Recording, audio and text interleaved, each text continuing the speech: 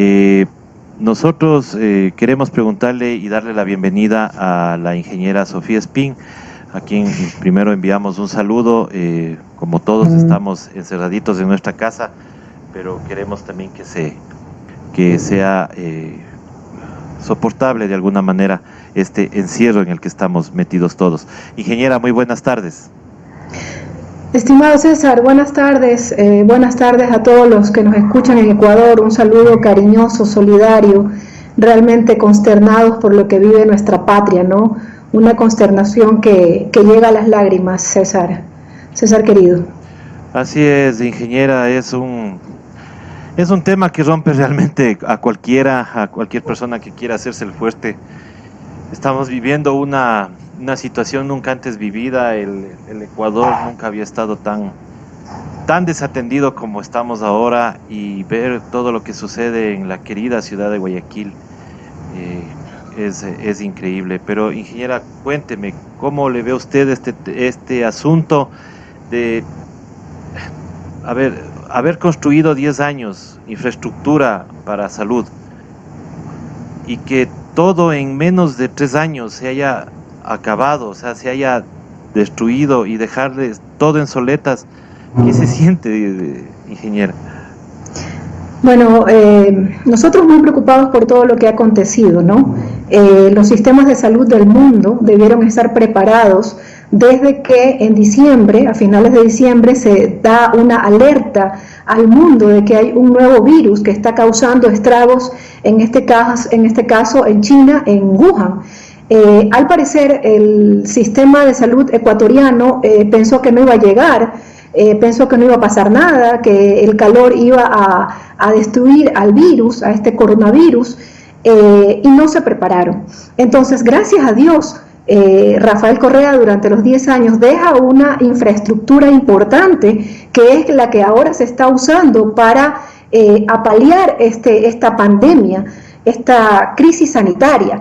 Pero esta infraestructura, si no tiene doctores que habían sido despedidos hace muy poquito, si no tiene respiradores, si no tiene todos los elementos de bioseguridad, no sirve. Entonces ayuda, por supuesto, pero necesitábamos la otra contraparte.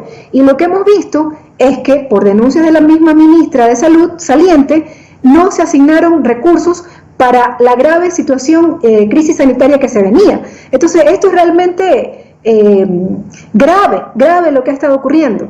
Entonces, por ejemplo, yo sí me pregunto por qué el señor ministro de Economía no se ha insistido en llevarlo a que comparezca a la Asamblea Nacional, porque él es el que tiene que dar respuestas de por qué no se asignó $1 adicional al sistema de salud para atender a los ecuatorianos. Entonces, durante 2 meses al menos, enero, febrero, no se preparó el sistema ecuatoriano para recibir esta pandemia. No, otros países del mundo sí se prepararon. Por ejemplo, acá en México se ha manejado de otra manera esta crisis sanitaria, que sí, nadie desconoce, es mundial, pero teníamos que haber estado preparados. No se compraron mascarillas, no se equiparon respiradores suficientes, no se equiparon camas suficientes. Nos dicen una cosa y al día siguiente se contradicen. Entonces, no se prepararon los kits para la población. Cuando le pides quédate en casa, tenías que pensar en el kit alimentario, pues, sino cómo la gente se queda en casa. Entonces, realmente lo que está viviendo Ecuador y Guayaquil en particular es una situación realmente catastrófica, que nos rompe el alma, que nos rompe el corazón, porque cada día lo que vemos en redes sociales, no vemos cómo el pueblo ecuatoriano y el pueblo guayaquileño en particular llora lo que está pasando. Entonces, ese es el problema. Gracias a Dios hay hospitales, gracias a Dios está el hospital de Los Ceibos, están una importante infraestructura que dejó Rafael Correa, pero que necesitaba dinero, asignaciones presupuestarias para tener toda la contingencia para afrontar esta crisis humanitaria, que este gobierno no lo hizo y al contrario desmanteló el sistema de salud. Claro, siempre se dijo desde un principio que supuestamente el Estado era obeso, que era una de las medidas que había que tomarse, era bajarle totalmente el tamaño del Estado, y esas son las consecuencias, ¿no? Como usted había señalado, marzo del 2019 se empezó a desbaratar con el despido de profesionales de la salud. Luego en abril se, se dijo gracias, o en agosto, perdón, se dijo gracias a la misión médica cubana. Luego se votó también a las personas de epidemiología, las de control de epidemias, y todo eso ha ido abonando a que tengamos este resultado, ¿no? De ahora improvisar, ahora querer hacer supuestas contrataciones rápido, flash para médicos, y vemos que también el señor ministro de Finanzas nos mintió desde un principio, ¿no? Porque, como usted señalaba, la ministra de Salud salió con esta denuncia de que no había recibido los fondos necesarios, y el ministro nos dijo que en pocas horas nos iban a dar los documentos, y hasta la fecha estamos esperando, no sé cuánto será pocas horas para el señor ministro, y la asamblea no le ha llamado para que dé explicaciones, porque esto es terrible. O sea, lo que estamos viviendo ahora, y que ahora sí acepta el gobierno, que lo que decíamos los medios digitales, que transparenten las cifras de fallecidos, porque no es así nomás. Entonces, señor asambleísta o ex asambleísta, bueno, no sé, ingeniera, el hecho es que cómo, cómo se hizo las políticas públicas de salud como para que hayan sido revertidas de una manera pero tan fácil. O sea, teníamos políticas, estábamos enfrentando pandemias anteriores o epidemias anteriores como el ébola, como la gripe aviar. ¿Qué pasó? ¿Por qué siendo gente que estaba supuestamente trabajando con el mismo gobierno de Rafael Correa, hoy actúan de esta manera? César, yo le daría por el momento dos respuestas. Primero, es el modelo neoliberal que han implementado en el Ecuador durante 2 años y medio, 3 años. Que decían que el Estado era obeso, como usted bien lo ha dicho, y que había que reducir el tamaño del Estado. ¿Y quiénes son los que más pierden en esta reducción del tamaño del Estado? Educación y salud. Entonces yo creo que aquí ha habido un llamado de atención mundial, ¿no, verdad?, de que el sistema de salud que funciona es el que es público, es el que tiene una fuerza para atender a su población. Entonces eso se ha visto develado. Los sistemas de Italia, el sistema gringo, que todo es privado, realmente están en crisis, y el ecuatoriano también comenzó a ser desmantelado. Usted aquí recordaba cómo despidieron a los servidores por ejemplo, trabajan en el tema de los mosquitos, de la malaria, ¿verdad? Que ellos deberían en este momento estar fumigando, y no los tenemos. Despidieron enfermeros, despidieron doctores, y ahora de manera emergente quieren volver a contratar. Pero además, ¿quién va a querer enrolarse si no te están dando la protección adecuada? Si no te están dando todas las seguridades para que tú no te contagies. Yo me quedaba realmente sorprendida el día de ayer con esta cifra que ya fue aceptada por el viceministro de Salud, de 1.600 personas contagiadas del sector salud. Quiere decir que cuando nosotros y los mismos médicos, porque no solo nosotros, sino los mismos médicos decían, estamos sin protección, no tenemos mascarillas adecuadas, no tenemos guantes adecuados, era verdad. Y ahora tenemos 1.600 personas en el sistema de salud, entre enfermeros, camilleros, doctores, que están enfermos. Muchos han fallecido en el ejercicio de su trabajo, que eso vendrán después demandas al gobierno nacional, al Estado ecuatoriano, por no haberles proveído del sistema de bioseguridad adecuado. Entonces nunca dijimos mentiras, nunca hubo fake news, como han intentado repetir. Yo recuerdo que el Hospital de Milagro, los doctores hicieron una paralización, y también hemos visto enfermeras diciendo, por favor, queremos servir al pueblo ecuatoriano, pero queremos un sistema de seguridad. Nada de esto se hizo a tiempo, y ahora vemos las consecuencias. La gente rápidamente comenzó a decir, las cifras que está mostrando el gobierno nacional de fallecidos no es real, porque estamos viendo en nuestros barrios cómo está falleciendo la gente, y el mismo presidente tuvo que decir, transparentes las cifras, que es una cosa extremadamente... Eso no, si no fuera tan... Nos estaban mintiendo, ¿no? Si no fuera tan doloroso, sería gracioso. él mismo se dice a su mismo gobierno que transparente. En definitiva, estaban mintiendo con las cifras y todavía no vimos cifras claras. Bueno, lo que está pasando es que como a los fallecidos no les están haciendo las pruebas COVID, no se tienen los números claros. Y eso es grave, porque quiere decir que no sabemos el momento exacto en donde siga una acelerada pendiente del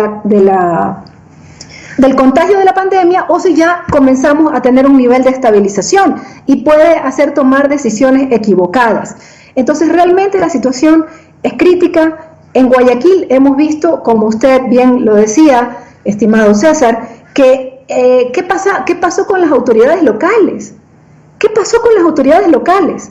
Mire, yo escuchaba en redes sociales que alguien criticaba al alcalde Yunda porque él desde el primer momento se protegió. Desde el primer momento vimos que usó su mascarilla, usó sus guantes, usó sistemas de protección, pero ahora nos damos cuenta que ese alcalde que se protegió sigue trabajando por el pueblo quiteño, mientras que nuestros alcaldes en Guayas, tenemos 9 alcaldes contagiados, simple y llanamente no están dando todo de sí para salir adelante de esta pandemia.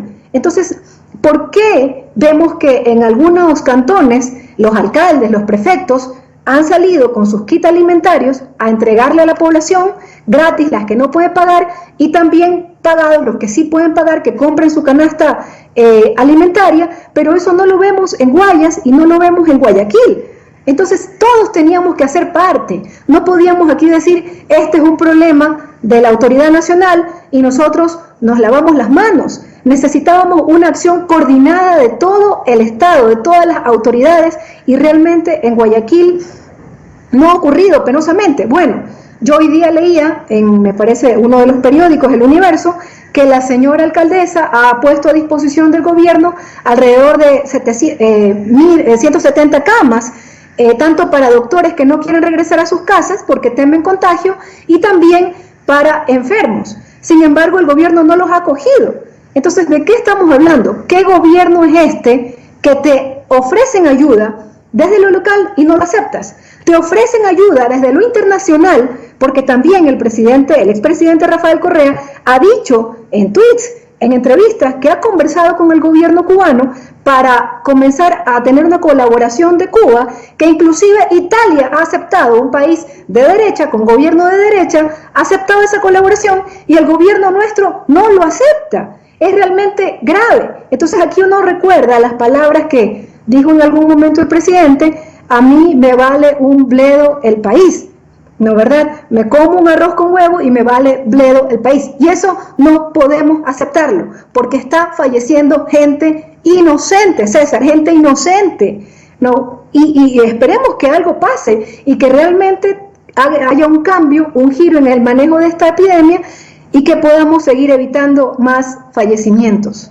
Claro, la estrategia acá del gobierno, como les decía, es primero lo de las fake news. Esa es la primera estrategia. Y la segunda que han tomado ahora, ya que se les ha desbordado totalmente y se les está cayendo el tema de las fake news, ahora la idea es culparle a la gente. Es decirle, ustedes mismos que salen, en Quito salen 22 personas contagiadas en Calderón, pero, o sea, la idea es que el gobierno mismo monitoree pues a esas personas si es que están ya contagiadas. Y la otra, acá nos matamos con el quédate en casa, inclusive hasta nosotros estamos haciendo la campaña del quédate en casa, que es lo normal, pero ¿cómo podemos exigirle quédate en casa a una persona que vive del día a día y que ya en estos momentos, ya después de casi 21 días de estar encerrados, ¿cómo les pedimos a esas personas que no salgan a buscarse su sustento si ellos no tienen un trabajo fijo, un sueldo fijo? Es así, César. Yo aquí veía datos actuales de los niveles de pobreza en el Ecuador, de cómo cambiaron del 2017 al 2019. Del 2017 al 2019 aumenta la pobreza. Y donde más aumenta la pobreza, en un 17%, es en Guayaquil. Entonces, ¿qué hace una persona cuando no tiene un ingreso fijo? Lo que hace es que se vuelve normalmente un trabajador informal, ¿no? ¿Con cuánto vive una persona que está en extrema pobreza? Vive con $32 al mes. Eso quiere decir que vive con $1 diario. Tú le puedes pedir a esa persona que se quede en casa. Si se queda en casa, ese día no come. Claro. Entonces, tenía que el gobierno salir a paliar esa situación con kits alimentarios, que no lo ha hecho, y dijo que iba a dar un bono de $60, que recién al parecer se está implementando, pero ya tenemos casi 3 semanas en esta crisis, y durante esas 3 semanas, ¿qué esperaba? La población tenía que salir a buscar cómo comer, a buscar cómo llevar sustento a sus casas. Entonces, realmente es grave. Entonces, ¿por qué aumenta la pobreza? Hay que recordarlo. Hay gente que dice, no hay que hacer política en este momento, pero tenemos que decir lo que estaba pasando. El Ecuador ya estaba golpeado, y estaba golpeado porque preferimos pagar la deuda externa a unos señores tenedores de bono, $320 millones a unos tenedores de bono, que guardar ese dinero para esta emergencia sanitaria, que creo que es la más grave emergencia sanitaria de décadas. Entonces, ese es el gobierno que tenemos. Tenemos un gobierno que prefirió condonar deudas a los grandes empresarios, $4.000 millones, en vez de cobrarlos y invertirlos en el pueblo ecuatoriano, en salud, en educación. Entonces ya teníamos una situación que estaba a punto de estallar económicamente, y de paso nos llega esta pandemia mundial, este virus que pone la situación mucho más compleja, y en particular en la ciudad que ya tenía mayor pobreza, que es Guayaquil. Entonces aquí teníamos que haber todas las autoridades metido el hombro, haber llevado raciones alimenticias, haberse preparado para la recolección de las personas fallecidas, que hemos visto unas imágenes realmente aterradoras que nos golpean, pero eso no pasó. Ahí tenía que haber habido un mando fuerte. El problema es que también tenemos una autoridad que no tiene liderazgo, porque apenas el 4% de los ecuatorianos cree en el gobierno, confía en el gobierno. Entonces, obviamente, las decisiones que toma el gobierno no son respetadas. Por ejemplo, usted recordaba lo de los cercos epidemiológicos, ¿verdad? El cerco epidemiológico que se hizo desde el primer caso de la señora de España fue realmente débil. En el caso de las familias de Babahoyo, ellos por su propia cuenta se ponen en un cerco epidemiológico y no salen de sus casas, pero no hubo el mismo cerco en los contactos que ella tuvo en Guayaquil. Entonces por ahí puede haber habido una salida del virus hacia otras personas. En Babahoyo los familiares sí se pusieron en protección, pero ahí pudimos ver ya las deficiencias del sistema de salud. No les llamaban, no les hicieron las pruebas adecuadas, no les llevaban alimentos. Ellos por su propia voluntad se ponen en este cerco epidemiológico, pero ¿quién les daba alimentos? Gracias a gente de buena voluntad es que les comienzan a llevar comida para que puedan sobrevivir esos 15, 20 días que tuvieron que estar aislados.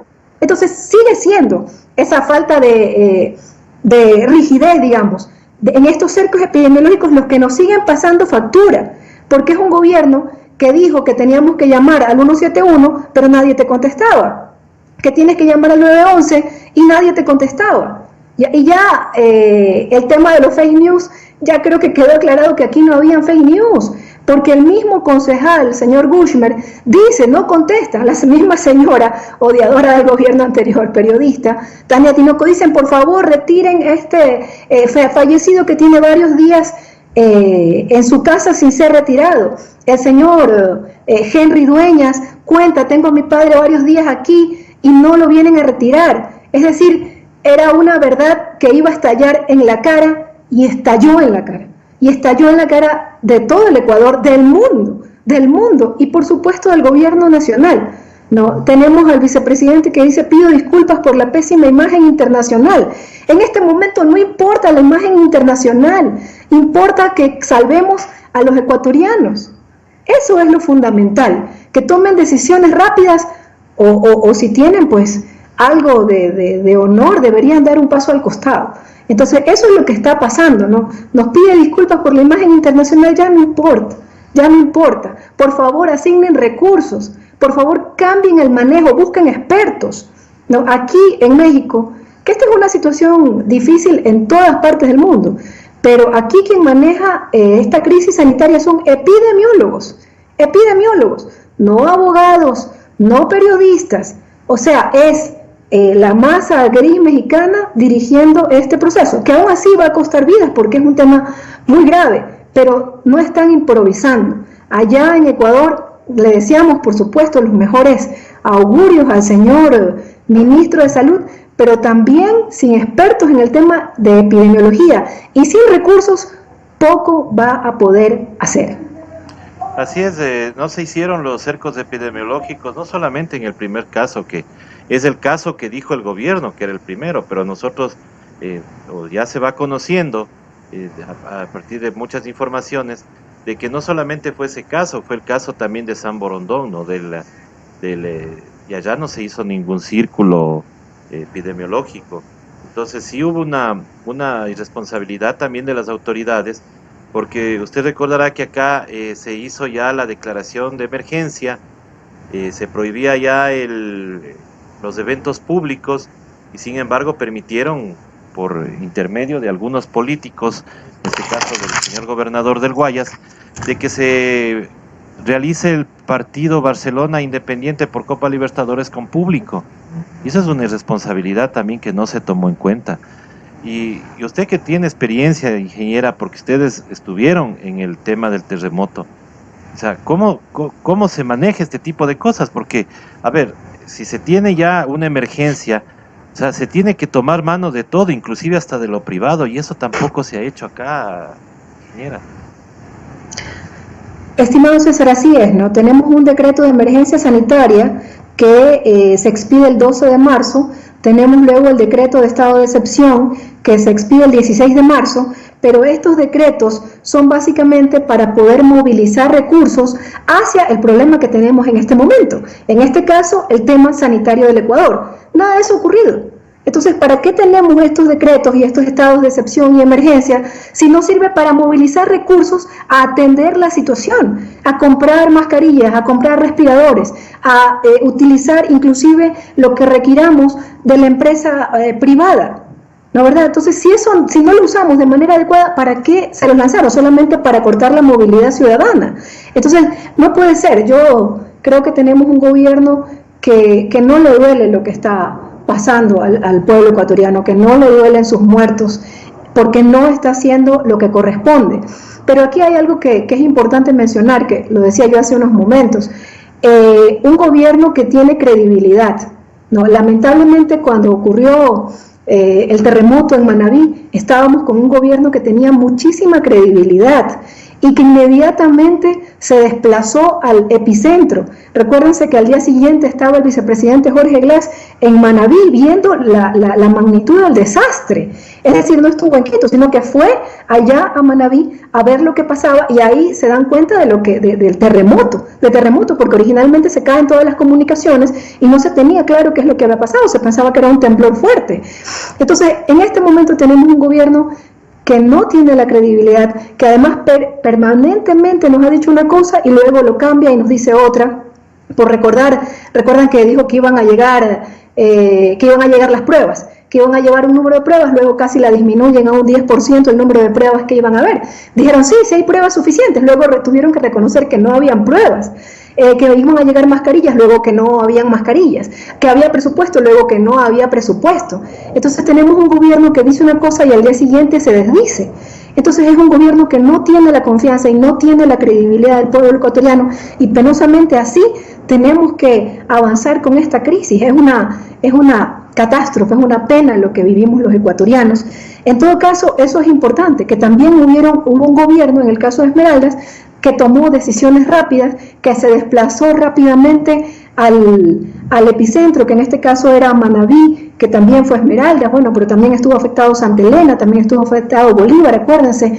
Ese no es el caso ahora, ese no es el caso. Además es un gobierno que sigue prefiriendo beneficiar a tenedores de bonos que al pueblo ecuatoriano. Yo lo pienso así, lo pienso como una familia. Una familia, usted ve que sus hijos se le están enfermando, usted tiene un dinero, usted prefiere pagar o prefiere guardar el recurso. Y por último le dice al que le debe, mira, dame un tiempo para yo pagarte la deuda, pero en este momento tengo a mis hijos enfermos, tengo a mis padres enfermos, no te puedo pagar. ¿No? Y al día siguiente de este pago, inclusive el FMI y autoridades del Banco Mundial dijeron que no había problema en esperar los pagos después y comenzaron ya a hablar de condonación de deuda. Entonces tenemos un gobierno que uno comienza a pensar que no le duelen nuestros muertos, y esto por supuesto que golpea y lacera el alma, ¿no?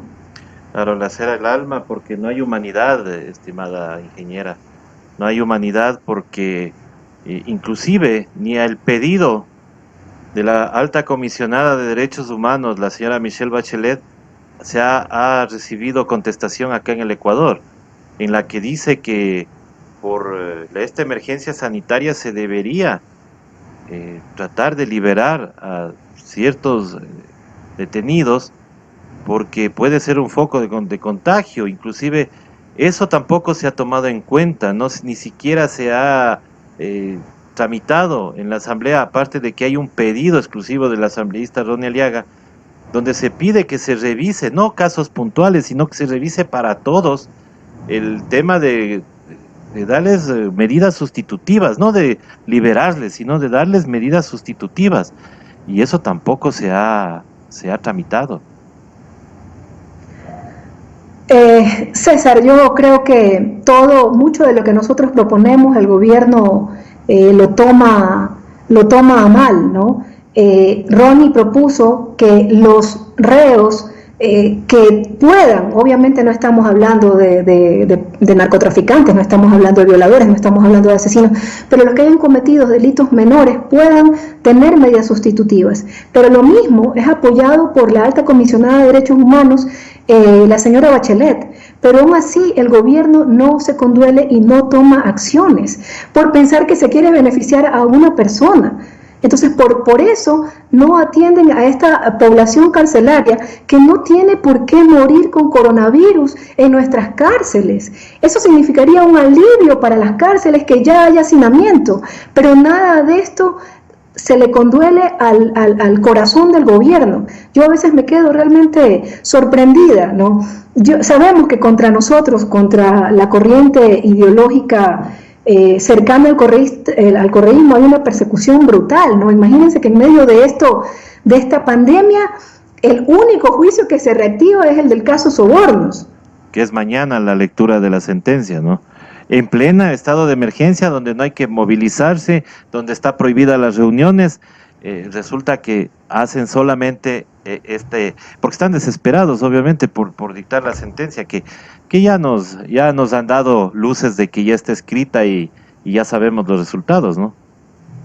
Exactamente, César, es increíble, hay más de 3.000 causas represadas, pero hay tiempo en medio de esta pandemia, en medio de esta crisis sanitaria, en medio de este dolor, para convocar a una audiencia, que es para sentenciar, lo sabemos con claridad, al expresidente Correa para que él no pueda ser candidato ni a vicepresidente, ni a asambleísta, y para seguir persiguiendo correístas. Entonces, sabemos que con nosotros pues no tienen piedad. Ustedes conocen el caso de persecución contra Sofía Espín, que me obligaron a salir de mi país, pero es increíble porque al menos en estas circunstancias en donde estamos pasando una situación tan grave, uno esperaría que toda la inteligencia y toda la tenacidad que tienen pues esté enfocada en arreglar el problema grave de la crisis sanitaria, pero ni aún así, desesperado por eliminar de la papeleta al presidente Rafael Correa porque los tiempos no les dan para las elecciones. Realmente es penoso, ¿no? En este caso hemos visto pues que es un caso que no tiene ni pie ni cabeza, es un caso que ha pasado por varios bochornos, el famoso cuaderno, el famoso cheque de $6,000 que le prestan al presidente Correa, pero que fue de sus mismos recursos económicos, el caso del perito que no tenía ningún aval académico para ser perito, el caso del famoso recibo del señor Alexis Mera que no tenía firma del señor Alexis Mera. No, es un caso que se cae a pedazos, que ningún empresario ecuatoriano siquiera dijo que él había sido coimado, porque por eso es el proceso es por cohecho, y por cohecho quiere decir que algún empresario tenía que confesar que a él le habían asignado un contrato en contra de dinero o en contra de alguna dádiva, pero eso no ocurre. Eso no ocurre en este proceso. Sin embargo, ya sabemos, pues dicen que ya está escrito y mañana va a haber seguramente una sentencia, pero hay que tener claro en este caso, César, ni los correístas, ni el presidente Correa, ni nosotros nos vamos a milanar porque nuestra lucha es por nuestra gente, nuestra lucha es por nuestro pueblo, y en este momento de tanto dolor tenemos que seguir luchando por intentar evitar más fallecimientos. Que quede claro entonces, además, que cuando dicen no politicen, son ellos los que han politizado la mayor crisis sanitaria. Son ellos los que en medio de este dolor han inventado troll centers en México, troll centers en Venezuela, aliados con ciertos periodistas que todo el Ecuador sabe que están pautados y han inventado pues troll center y fake news que ya sabemos que no son fake news, que es el pueblo transmitiendo lo que está pasando en sus barrios, en sus casas, ¿no? Sacando de las veredas a sus fallecidos porque ya no pueden hacer más, porque significaría más contagios para ellos y para sus niños. Aquí sabemos que lo que hay es un gran show mediático, que hasta la Fiscalía contrató una campaña publicitaria para intentar imponer su teoría del caso, ¿no? Una teoría del caso pues que se les cae porque aparentemente usan la teoría de la autoría mediata de un abogado, de un jurisconsulto famoso, un señor Klaus Roxin se llama, ¿verdad? Que quiere esa teoría imponerla para el caso sobornos, pero que el mismo señor Klaus Roxin dice que para delitos económicos esto no calza, no se puede esta teoría para delitos económicos, sino para casos en donde no hay una claridad jurídica, ¿no verdad? Esto usan pues para sentenciar al señor Fujimori en Perú, ¿no verdad? Pero no calza para el caso de Ecuador, en donde estamos hablando de temas económicos. Entonces se les cae por todos lados, aún así sabemos que van a avanzar, pero nosotros vamos a seguir luchando. Tenemos un luchador como es el presidente Correa, que está muy preocupado, y todos nosotros estamos muy preocupados desde lejos viendo lo que está pasando en nuestro país. Y esto no nos va a milanar, querido César. Vamos a seguir luchando por nuestra patria. Así es, yo solamente estoy esperando el día de mañana, yo para empezar también a hacer mi solicitud de que se aplique pues ya en jurisprudencia, si es que hay una sentencia de esta basado en lo que usted nos había dicho de la teoría de Roxin. El día de mañana, si sale una sentencia, entonces el señor Paul Granda debería estar detenido, porque él es director del IES y había una contratación en curso que se determinó sobreprecio. Entonces, si la estructura es así, si el caso, la señora fiscal lo ha manejado de esa manera, entonces ella debería ser coherente con este caso también. Y en esta situación, pues el señor Granda y el señor presidente Moreno deberían estar acusados. Así que el día de mañana esperamos simplemente la sentencia para que, creada jurisprudencia, pues se actúe de la misma manera. Exactamente, César. Es decir, ya queda una jurisprudencia para decir que todo acto delictivo que se comete en alguna instancia del gobierno nacional y del Estado, entonces es culpa del presidente de la República. Cuando el presidente de la República no firma contratos, entonces efectivamente es muy peligroso porque queda un precedente y eso puede ser pues después aplicado para otros gobiernos. Es una pena que así se esté manejando la justicia, que así se esté manejando el gobierno nacional, y yo me pregunto cómo se estarán moviendo los abogados el día de mañana. Habrán tenido que sacar salvoconductos y el gobierno muy auspicioso les dio los salvoconductos porque estamos en estado de excepción y está paralizada toda movilización, a no ser que sea de fuerza mayor, tema de médicos, tema de aprovisionamiento de alimentos, pero seguramente para todos los abogados que tengan que asistir, inclusive poniendo en peligro la vida de importantes abogados, tener que moverse a una audiencia, nada de eso les importa. Hemos visto cómo fiscales están enfermos, jueces están enfermos, abogados destacados han fallecido estos días, pero nada de eso les importa con tal de privilegiar la persecución política a Rafael Correa y compañeros correístas. Realmente este es el lawfare que hemos tanto hablado, pero también es cierto que no hay mal eterno y en algún momento las cosas van a cambiar, César. Eso esperamos, estimada ingeniera, y voy a decirlo sin temor a que después digan que sí, que la radio es demasiado correísta y todo lo demás, pero hasta personas que muchas veces hemos tenido debates políticos y han estado siempre en contra del presidente Rafael Correa, hoy reconocen que hace falta el liderazgo del señor expresidente Rafael Correa. Hoy hace falta ese liderazgo y ese poder de decisión que tenía el expresidente Rafael Correa. Recuerden que antes éramos ejemplo para otros países del continente, éramos ejemplo. Justo veía una noticia del año 2014-2015, cuando hubo unas inundaciones en el Perú y ellos nos ponían de ejemplo de cómo había trabajado el gobierno ecuatoriano para detener el impacto de esa emergencia meteorológica. Hoy somos el ejemplo de lo que no se debe hacer cuando hay una crisis sanitaria, como nos lo recalcó el presidente salvadoreño Bukele. Mi estimada ingeniera, su mensaje final y agradeciéndole haber aceptado esta entrevista. Yo hago una comentario final, ¿no? Cuando uno pone un tuit o pone una publicación denunciando lo que está pasando, inmediatamente el gobierno dice que estamos atentando contra la seguridad del Estado, que estamos teniendo una actitud desestabilizadora. Sin embargo, tenemos un canciller, el señor Valencia, que está metiéndose en una pelea que no nos corresponde, queriendo sacar de la presidencia de la República al señor Maduro en Venezuela. Entonces uno se pregunta en qué están poniendo sus prioridades este gobierno.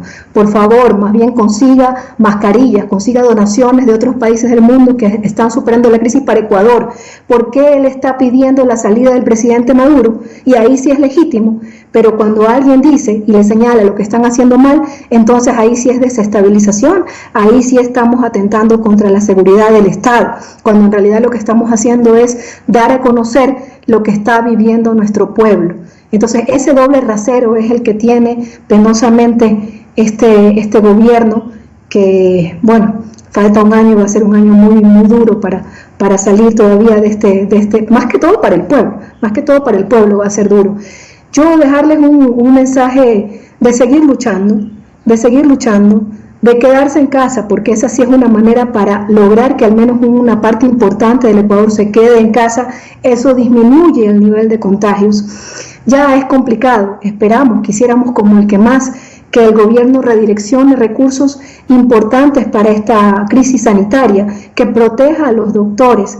Eso quisiéramos, eso anhelamos. Lo veo complicado porque sus prioridades son otras. Sus prioridades son avalar una crisis o una invasión en un país latinoamericano, un país hermano, que esa no es la manera de solucionar las cosas. Su prioridad es pagar deuda. Miren que para pagar la deuda le quitaron dinero a empresas públicas, le quitaron dinero a CENEL, le quitaron dinero a Ecuador Estratégico para poder recaudar una bolsa de 280 millones de dólares para poder pagar deuda, cuando eso se podía haber usado en la emergencia sanitaria. Entonces, a cuidarnos mucho. Es difícil en este momento que nos atienda ese sistema de salud que está colapsado. Ya lo sabemos que hay un sistema de salud colapsado, así que nos toca a nosotros tomar precauciones. Cuídense, queridos ecuatorianos, guayaquileños, los llevamos en el alma, esperamos que pronto, es difícil, pero esperamos que esto pronto pase. Y a tener memoria, eso sí, a tener memoria de quién ha trabajado por ti y quién en este momento tuvo otras prioridades y no se preocupó por la salud de los ecuatorianos. Esperanza, fe, yo soy católica, así que yo sí oro por mi pueblo, por mi patria, por el mundo, que pronto esta pandemia termine. Un abrazo, César, a todos los que nos escuchan y fuerza, queridos ecuatorianos. Muchísimas gracias, ingeniera, y de igual manera un abrazo a usted, a toda su familia.